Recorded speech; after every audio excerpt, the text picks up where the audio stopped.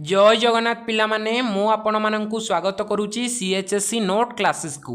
तो आज आम ये डिस्कसन करिबा +3 फर्स्ट सेमिस्टर हिस्ट्री ऑनर्स रो कोर पेपर 1। आउ जो पिला माने एठी हिस्ट्री माइनर इलेक्टिव रखिचंती बा तमे जोटा जी बोली कहउचो से माने मध्य ई क्लास को एठी करि पारिबे, कारण हिस्ट्री ऑनर्स कोर पेपर 1 रो जहा सिलेबस सेम पिला माने तमरो एठी हिस्ट्री ऑनर्स रो माइनर इलेक्टिव सेम तमरो सिलेबस रहिछि। तो आज आम ये डिस्कसन करिबा यूनिट 1 रो पार्ट 4। यह पूर्वर पिला माने आमे तीनोटी पार्ट को पूरा डिटेल एठी डिस्कसन करि सारिचु नोट्स गुडी को सह। आपण माननको मध्यरु जदि के से वीडियो को देखि नांती ताले आपण माने जाई के हम प्लेलिस्ट रे देखि परिबे।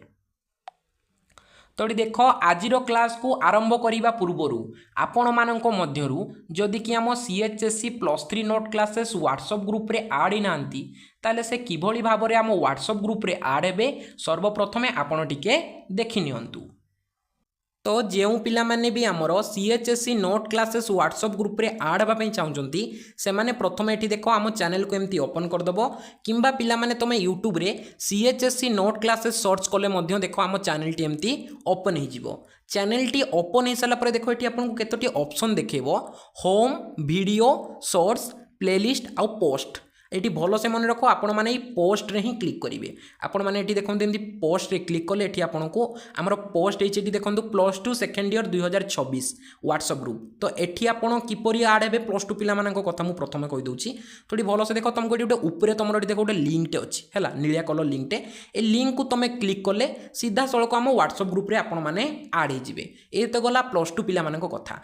+3 पिला ठीक कौन करेंगे ना ये भल से देख टिके जब तुम तलू जाऊच प्रथम अच्छे आम +2 पिलांकर तापर देख द्वितीय ये तुमको लिखा जाइथिबो +3 फर्स्ट सेमिस्टर है ए +3 फर्स्ट सेमिस्टर पिला मानकर एटा होची ग्रुप पर गोटे एठी लिंकटे मिलिबो। ए लिंक को तुम एठी क्लिक कले सीधा सड़क आम व्हाट्सएप ग्रुप रे आपण माने एठी आड ही जिवे। ए लिंक को आपण माने क्लिक कले सीधा सड़क +3 ग्रुप रे आपण माने आड ही जिवे। तो पिला माने चलंतु आज क्लास को आमे आरंभ करिबा। तो देख पूर्वरु आमे एठी पढिचे जे भारतीय इतिहास को आमे जानिबा पाई उपादान गुडी को मुख्यतः एठी 3 भाग रे विभक्त करा जाइछि। कौन कौन ना प्रात्नातात्विक उपादान, साहित्यिक उपादान, अभिलेखियागारीय उपादान। तो देखो आमे ऑलरेडी पिला माने प्रात्नातात्विक उपादान पूरा डिटेल डिस्कसन करि सारिचे। आपण माने जदि से वीडियो को देखि नांती आपण माने जाई के हम प्लेलिस्ट रे देखि परिबे। आज रो ई क्लास रे आमे ए साहित्यिक उपादान कहिले कोन ताहा पूरा डिटेल रे एठी आलोचना करिबा। तो देख जो पिला मानकर एठी हिस्ट्री ऑनर्स अच्छी इंग्लिश रे से माने किछि टेंशन नियनी। प्रथम रे मु पिला माने तुमको ओडिया रे पूरा डिटेल क्लास टी को बुझे देबी देन पिला माने वीडियो रो लास्ट रे तुमको इंग्लिश रे मध्य ई सेम नोट तुमको मिली जीवो। तो देख आज आमे देखिबा जे साहित्य उपादान ई साहित्य आमको इतिहास लिखनी रे किपरि सहाय्य करिथाय। तो देख प्रथम रे ना भारत इतिहास है भारत इतिहास अध्ययन पाई अनेक उपादेय साहित्य रचना मान रही एगुड़िक भारतीय विभिन्न समय राजनीति सामाजिक धार्मिक और सांस्कृतिक अवस्थार चित्र प्रदान करती।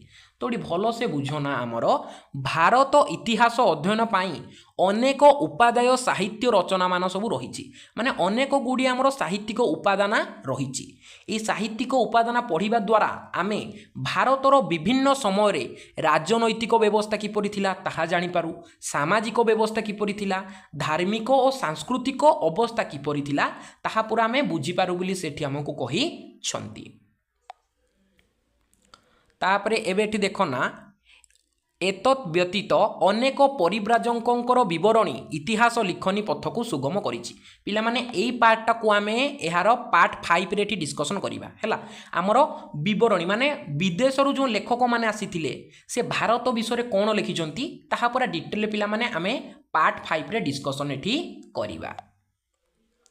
तापर ये देख ना प्रात्नातात्विक भली साहित्यिक उपादान को मध्य केतोटी भाग रे विभक्त करा जाइछि। एटा पिला माने होछि हमर मेन टॉपिक ना आमर प्रात्नातात्विक उपादान को जेपरि विभिन्न भाग रे विभक्त करा जाइछि सेही परि पिला माने एठी भलो से मन रखना आमर साहित्यिक उपादान को मध्य विभिन्न भाग रे एठी विभक्त करा जाइछि। तो पिला माने वर्तमान आमे एठी देखिबा धर्म साहित्य आमर साहित्यिक उपादान को विभिन्न भाग में विभक्त करा जायछि सेथि मध्यरु धर्म साहित्य होउछि गोटिए। तो वर्तमान आम एठी देखिबा जे धर्म साहित्य कौन ओ धर्म साहित्य किभଳି इतिहास लिखनी रे आमको सहयोग करिथाए।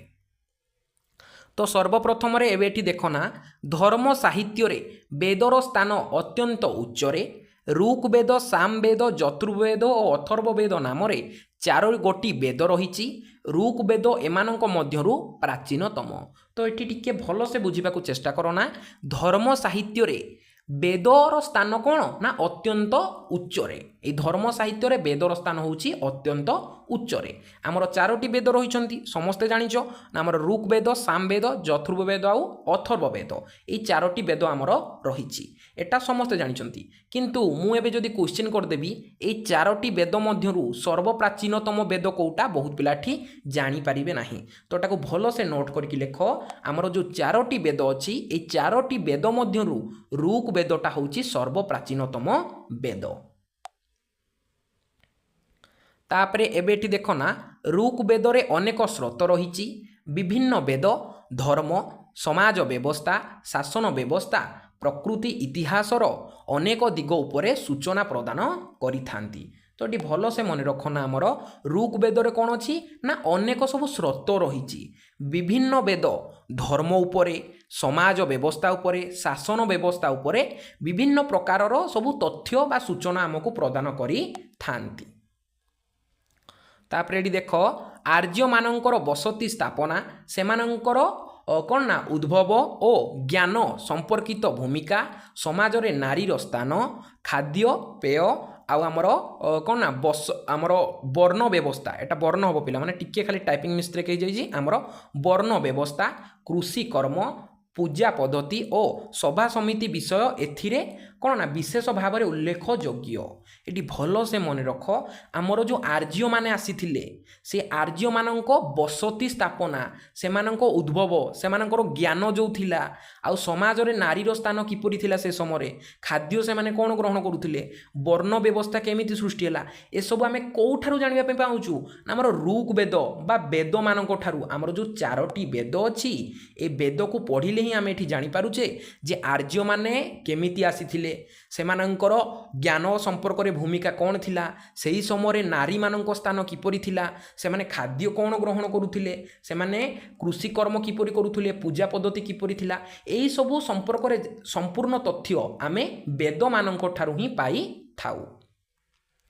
तापरे एबेठी देखना 6टी वेदांक रे शिक्षा कल्प निरुक्त छंद व्याकरण ज्योतिष उपरे विश्लेषण करा जाइछि। तो ये भल से मन रखना आमर 6टी वेदांक रही भेरी भेरी इंपोर्टाट आपन को आग को बहुत ही हेल्प करिवो नोट करके पिला माने लेख 6टी वेदांक रही से 6टी वेदांकर नाम कौन ना प्रथम रे शिक्षा द्वितीय रे कल्प तृतीय रे निरुक्त तापर चतुर्थटी कौन छंद पंचम रे व्याकरण षष्ठ रे आमर ज्योतिष ये 6टी आमर वेदांक रही ए वेदांक मध्य इतिहास लिखनी रे आमको सहाय्य करिथाए।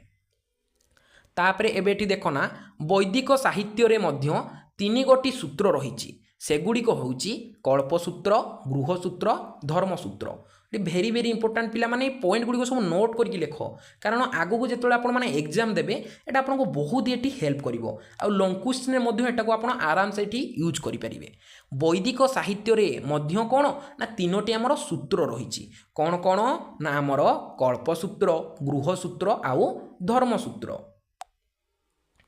तापरे एबेठी देखना 2टी आमर महाकाव्य रही भेरी भेरी इंपोर्टाट पिला माने समस्ते जानिछ किंतु एग्जाम रे पढ़ले पिला कन्फ्यूज हो जिवे से माने लिखि ही पारिबेनी। तो भलो से सुनना आमर 2टी महाकाव्य रही कौन कौन समस्ते जानिछंती रामायण और महाभारत ताहा इतिहास को एठी समृद्ध करिछि। ए रामायण रु मध्य आमे विभिन्न प्रकार इतिहास एठी जानिबा पे पाऊ महाभारत रु मध्य भारत विषय विभिन्न प्रकार तथ्य हमको मिली थाए। तो ये भल से देखना रामायण रचयिता हेउछंती महर्षि वाल्मीकि टोटाली कन्फ्यूज हेनी पिला कन्फ्यूज कौन हो जाती ना रामायण रचयिता किए आउ महाभारत रचयिता किए यही भितर पिला बहुत एटी कन्फ्यूज हो जाती। टोटाली कन्फ्यूज हेनी आपण मैंने नोट करके लिखि दिंतु जहाँफल आपण मानकर एठी समस्त कन्फ्यूजन दूर हो। रामायणर रचयिता हेउचंती महर्षि वाल्मीकि। से श्लोक माध्यम तत्कालीन समाजर नैतिकता चिंताधारा सामाजिक व्यवस्था और राजनैतिक अवस्था विषय आलोकपात करथिले। तो ये भल से मन रख ना आमर रामायणर रचयिता किए ना महर्षि वाल्मीकि। से जो रामायण रचना करथिले श्लोक माध्यम आमे सेथिरु कोन जानि पारु ना आमर समाजर नैतिक चिंताधारा सामाजिक व्यवस्था और राजनैतिक अवस्था विषय आमे जानिबाकू पाई थाउ। तापरे एबेठी देखो ना व्यासदेव महाभारत रचना करथिले। महाभारतर रचना किए करथिले ना हमर व्यासदेव महाभारतर रचना करथिले। गौरव और पांडव मध्य होइथिबा युद्ध विषय को नहीं यह लेखा जाइथिला। कूटनीति सामाजिक और राजनीतिक और धार्मिक अवस्था तथा आध्यात्मिक ज्ञान उपरे यह सूचना दिए। ये महाभारत पढ़िबा द्वारा आमे कौन सबू जानिबा पे पाई थाउ ना कूटनीति विषय जानिबा को पाई थाउ, सामाजिक विषय जानिबा पे पाई थाउ, राजनीति धार्मिक और आध्यात्मिक ज्ञान उपरे आमर विभिन्न प्रकार सूचना आमको सब मिली थाए महाभारत पढ़िबा द्वारा। तापरे भल से देख ना अष्टादश पुराण रे अनेक ऐतिहासिक तथ्य रही। भेरी भेरी इंपोर्टाट आमर 18टी कौन ना पुराण सेटा को आमे कौन कहूचे ना अष्टादश पुराण हैला। ये अष्टादश पुराण रे अनेक ऐतिहासिक तथ्य रही। एथिमध्यरु विष्णु पुराण मत्स्य पुराण वायु पुराण रे विभिन्न वंशर इतिहास और आमर कौन वंश विषय उल्लेख रही।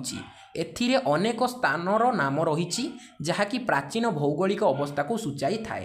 तो ये भल से मन रख टिके पिला माने आमर जो 18टी पुराण अच्छी अष्टादश पुराण ये अष्टादश पुराण मध्यरु ए विष्णु पुराण मत्स्य पुराण आउ वायु पुराण रे कौन अच्छी ना विभिन्न वंशर इतिहास आम ये सब जानापी पाई थाउ। माने केउ वंश केते समय धरी शासन कला केउ केउ नूतन कार्य कला ताहा संपर्क में आमे यही 3टी पुराण पढ़िले जानी थाउ। आउ कौन जानी थाउ ना एथिरे अनेक स्थान रे नाम रही जहाँकि प्राचीन भौगोलिक अवस्था को सूचाई थाए। तापरे देख बौद्ध धर्म ग्रंथ द्वारा इतिहासर अनेक तथ्य उन्मोचित होईची। बौद्ध धर्म द्वारा बौद्ध धर्मर दीपवंश महावंश अशोकंक विषय जानी हुए। तो ये भल से मन रख ये बौद्ध धर्मरु मध्य भारत इतिहास संपर्क में बहुत गुड़ी तथ्य जानी हुए।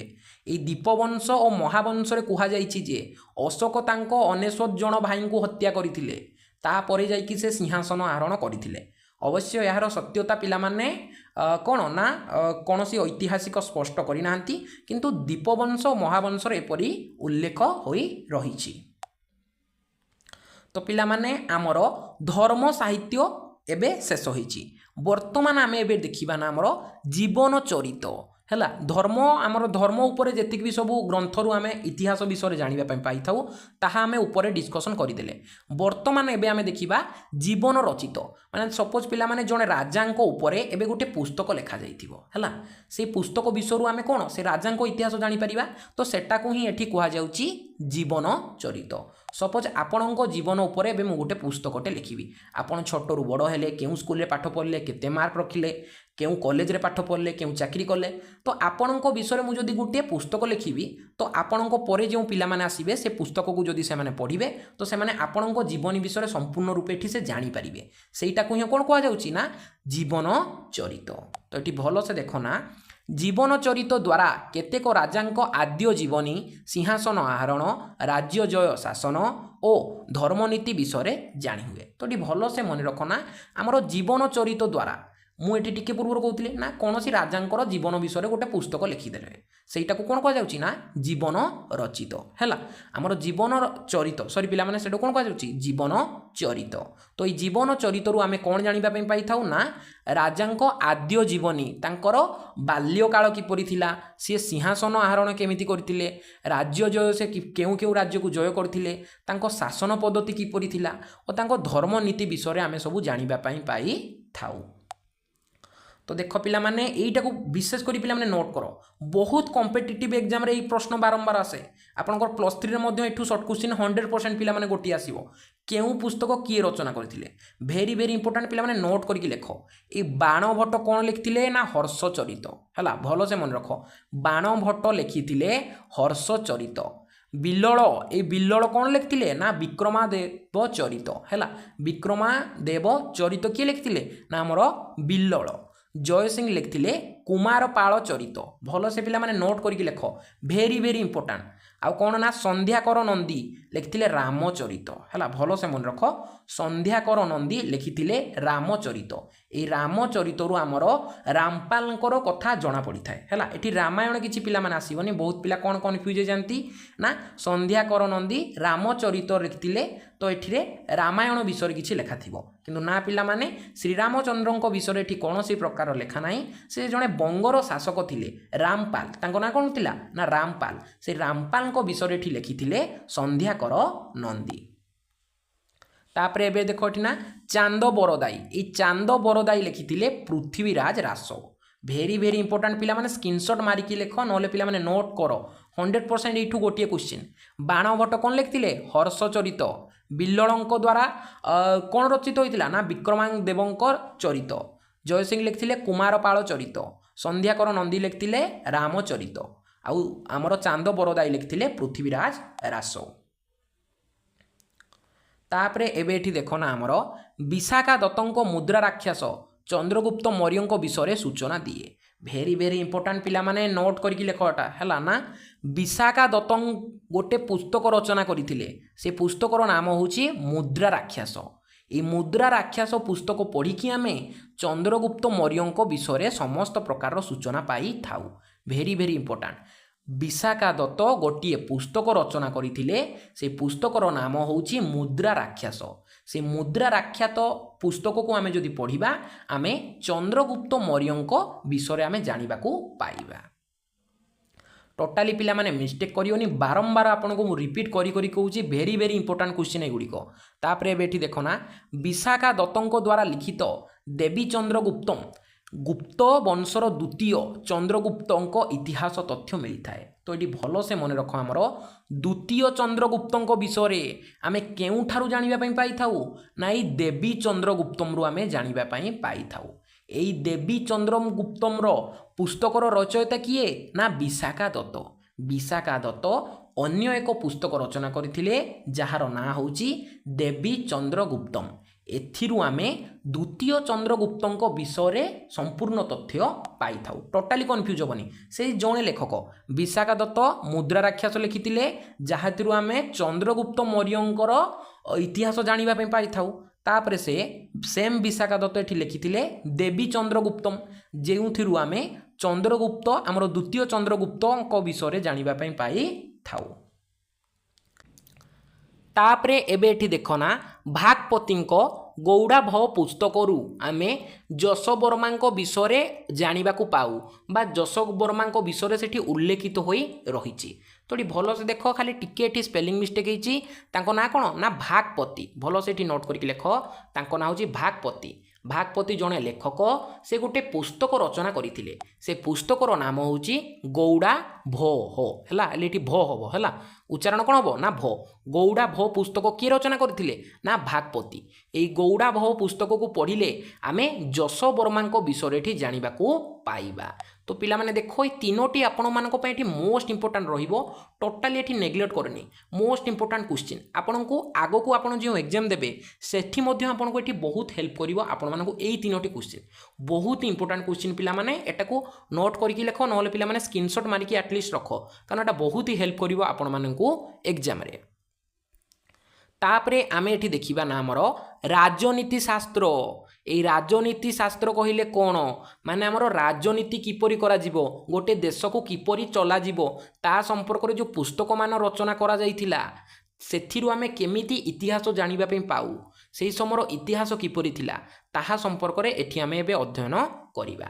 ତ ଏଠି ଭଲସେ ଦେଖ ନା ରାଜନୀତି ସମ୍ପର୍କୀୟ ଗ୍ରନ୍ଥମାନଙ୍କ ମଧ୍ୟରୁ କୌଟିଲ୍ୟଙ୍କ ଅର୍ଥଶାସ୍ତ୍ର ପ୍ରଧାନ ସ୍ଥାନ ଅଧିକାର କରିଛି। ଏଥିରେ 15ଟି ଅଧିକରଣ ରହିଛି। ଏଠି ବହୁତ ପିଲା କନଫ୍ୟୁଜ୍ ହେବେ, ସେମାନେ ଜାଣିପାରିବେନି ଯେ କୌଟିଲ୍ୟ କିଏ। ତ ଏଠି ଭଲସେ ମନେ ରଖ, ଚାଣକ୍ୟ କହିଲେ ଯିଏ, ଉପଗୁପ୍ତ କହିଲେ ଯିଏ, ସିଏ ହିଁ ହେଉଛନ୍ତି ଆମର ଚାଣକ୍ୟ। आपण मैंने एठी चाणक्य ना शुणी जे चंद्रगुप्त मौर्य को कौन तांको गुरु थिले से मौर्य वंश स्थापन करिवार एक मुख्य भूमिका ग्रहण करथिले हैला आमे पिला माने आगो को पढिबा पूरा डिटेल ले पढिबा बास एठी आपण माने टिके एठी भलो से देखंतु ना एई हमर कौटिल्य कहिले जिए उपगुप्त कहिले सीए आ चाणक्य कहिले मध्य सीए ये चाणक्य गोटे पुस्तक लिखिथिले से पुस्तकर नाम होउची एठी अर्थशास्त्र भलो से मन रख चाणक्य गोटे पुस्तक रचना करथिले तार नाम होउची अर्थशास्त्र एई अर्थशास्त्र रे 15टी अधिकरण रहिछि केतोटी अधिकरण रहिछि ना 15टी अधिकरण रहिछि तापरे एबेटी देखो ना अर्थशास्त्र चंद्रगुप्त मौर्यଙ୍କ शासन पद्धति और अर्थनैतिक अवस्था उपरे आलोकपात करे तो आमे किभली भाबरे एठी जानिबा जे मौर्य शासन समय चंद्रगुप्त मौर्य जेतले शासन करुथिले से समय शासन पद्धति और अर्थनैतिक अवस्था किपरि थिला सेही संपर्क रे जानिबा पई आमकू चाणक्यकर अर्थशास्त्र एठी पढ़िबाकू पड़िबो आमे जदि अर्थशास्त्र को पढ़ुचे तो आमे पूरा डिटेल एठी बुझी परिबा ना चंद्रगुप्त मौर्यଙ୍କ समय शासन पद्धति किपरि थिला तांको अर्थनैतिक अवस्था किपरि थिला तापरे पिला माने आउ केतोटी इंपोर्टेंट क्वेश्चन जोटा कि हमरो एग्जाम रे आसे ना अन्य केते जन राजनैतिक शास्त्र से किए रचना करथिले से पुस्तक ताहा संपर्क रे एठी टिके बे देखिबा ना कमंडक ए कमंडक लिखिथिले नीतिसार नोट करके लेख पिला माने तापरे देखो पानिनी हैला ए पानिनी लिखिथिले अष्टाध्याय वेरी वेरी इंपोर्टेंट तापरे देखो ना पतंजलि ए पतंजलि लिखिथिले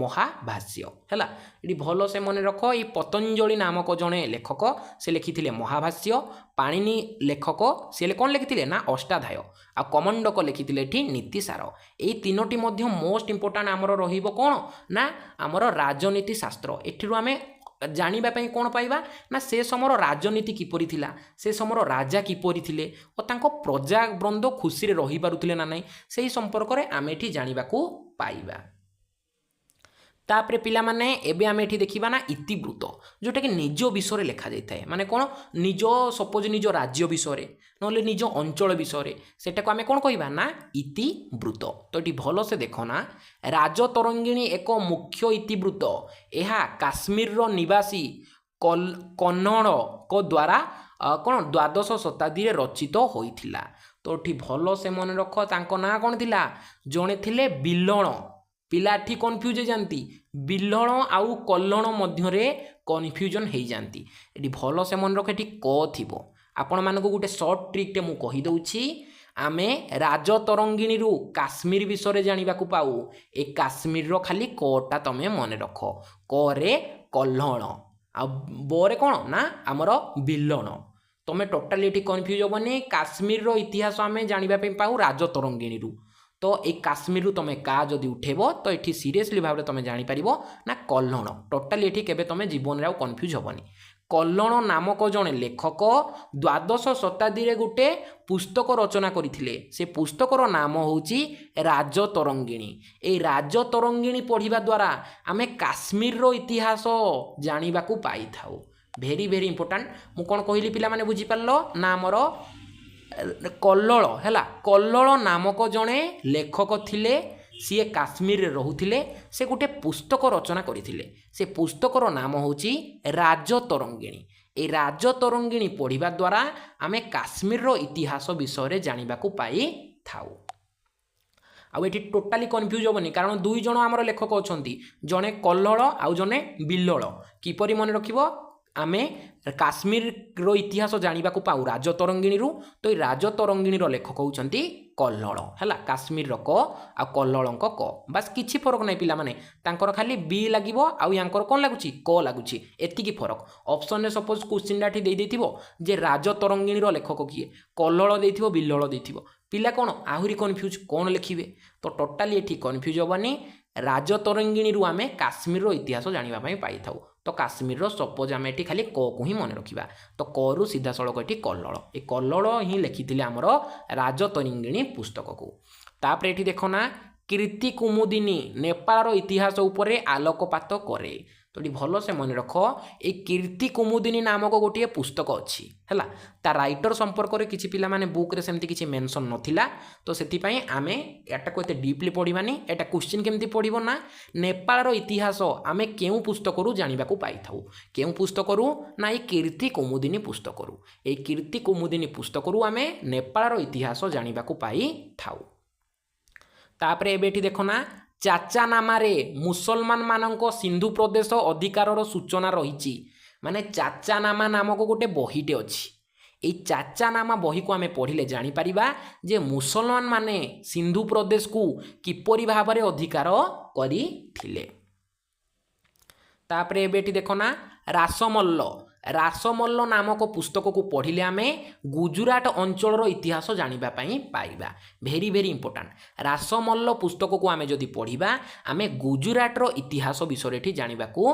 पाइबा तापरे एबेठी देखो ना आमर मादला पांजी ए मादला पांजी रे ओडिशार विभिन्न वंशर राजा मानक नाम उल्लेख रही भेरी भेरी इंपोर्टाट क्वेश्चन पिला माने एटा ना आमर मादला पांजी नामक गोटे बहीटे अच्छी एठी ओडिशार विभिन्न वंशर राजा मानक नाम सब एठी कोन ना उल्लेख होइकी रही केउ राजांको परे केउ राजा हेले केउ वंश परे केउ वंश आम ओडिशा को शासन कला ता विषय संपूर्ण तथ्य एठी रही है तो बास एठी खाली आपण एतिके मन रखंतु ना राजतरंगिणी नामक गोटे पुस्तक थिला राजतरंगिणी पुस्तक को लिखिथिले कल्हड़ ए राजतरंगिणी पुस्तक को पढ़ी आमे काश्मीर रो इतिहास जानिबा पई पाई थाउ तापरे कीर्ति कुमुदिनी पुस्तक को पढ़िले आमे नेपाल रो इतिहास जानिबा को पाई थाउ तापरे चाचा नामा पुस्तक को आमे जदि पढ़िबा आमे मुसलमान माने किपरि सिंधु प्रदेश को अधिकार कले ता संपर्क रे एठी जानि पारिबा आउ ई रासमल्ल पुस्तक को आमे जदि पढ़िबा आमे गुजरात अंचल इतिहास एठी जानि पारिबा आउ ई मादिला पांजी पुस्तक को आमे जदि पढ़िबा तेबे आमे ओडिशार विभिन्न वंशर राजा मानकर नाम सब जो सेठी उल्लेख अछि ता संपर्क रे आमे जानिबा को पाइबा।